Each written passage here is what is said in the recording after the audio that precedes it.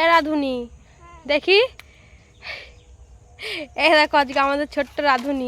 এদিকে তাকা, মনে হয় এদিকে তাকাও, তাকাও তাকাও এদিকে।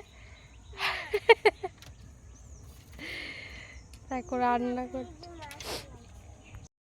আজকে রান্না করছি হচ্ছে আলুর দম, নিরামিষ আলুর দম। আর এদিকে সোনা মাজা উৎপাত করছে আমাকে, আজকে দেখতেই গেলে ও আমাকে সরিয়ে দিয়ে নিজে এখন রান্না করতে বসেছে। বলছে মা আজকে আমি রান্না করি না একটুখানি।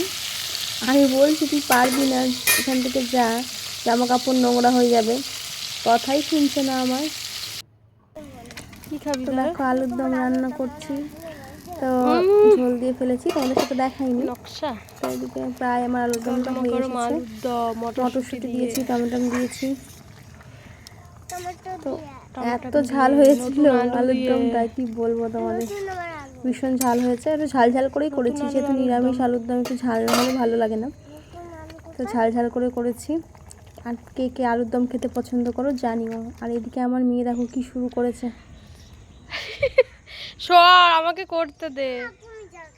হ্যাঁ, ওরে বাবা, বলছে তুমি যাও এখান থেকে। ওঠো ওঠো ওঠো ওঠো, তাড়াতাড়ি ওঠো ওঠো। দেখেছো জাল দিচ্ছে উনুনে। এতগুলো মূলো গাছ হয়েছে আমার, মূলো গাছের ফুলগুলো তো তুলে তুলে নিয়ে আসছিস।